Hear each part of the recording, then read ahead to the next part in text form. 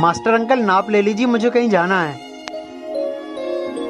अरे मेरा कुर्ता नहीं सिलना है, मेरे अब्बू का कुर्ता सिलना है। तो अपने अब्बू को लेकर आओ। अब्बू की तबीयत सही नहीं है, आपकी ही लंबाई के हैं, आप बिल्कुल अपने नाप का सी दीजिए एक। हाँ तेरे अब्बू का नाप तो है बेटा, सी दूंगा।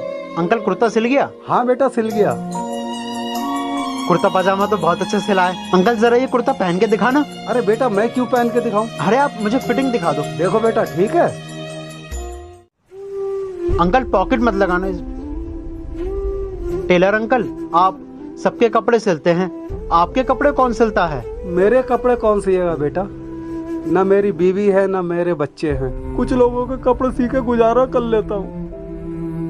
ईद की नमाज इसी कुर्ते से पढ़ना। आप हमेशा से हमारे कपड़े सिल रहे हैं, कोई हो ना हो हम आपके साथ हैं। ईद मुबारक बेटा। ईद मुबारक।